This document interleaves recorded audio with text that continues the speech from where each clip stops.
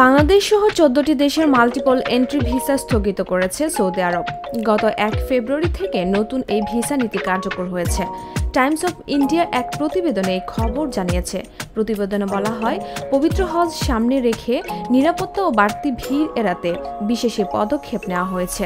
১৪ দেশের মধ্যে রয়েছে আলজেরিয়া, বাংলাদেশ, মিশর, Ethiopia, Bharat, Indonesia, Iraq, Jordan, Morocco, Nigeria, Pakistan, Sudan, Tunisia ও ইয়েমেন। নীতিগত পদক্ষেপের অংশ হিসেবে সৌদি সরকার পর্যটন, ব্যবসা এবং শ্রমিকদের পরিবার ভ্রমণের জন্য ১ বছরের মাল্টিপল এন্ট্রি ভিসা অনির্দিষ্টকালের জন্য স্থগিত করেছে। নতুন নিয়ম অনুসারে ১৪টি দেশের পর্যটকরা এখন সর্বোচ্চ ৩০ দিনের একবার প্রবেশ ভিসার জন্য আবেদন করতে পারবেন।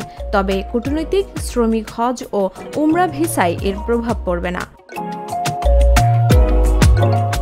সৌদি আরবের কর্মকর্তারা বলেছেন, অনেক মাল্টিপল রি-এন্ট্রি ভিসাধারী ভিসা নীতি ভঙ্গ করে অবৈধভাবে সৌদি আরবে বসবাস করে আসছে এবং নানা অপকর্মে জড়িয়ে পড়ছে। এমনকি অবস্থানের সময়সীমা অতিক্রম হওয়ার পরও পর্যটক ভিসার অপব্যবহার করে হজে অংশ নিয়েছে।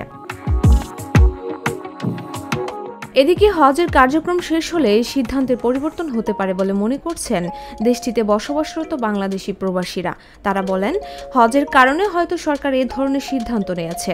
হজের কার্যক্রম শেষ হলে এই সিদ্ধান্তের পরিবর্তন হতে পারে। ডেস্ক রিপোর্ট, ভোরের পাতা।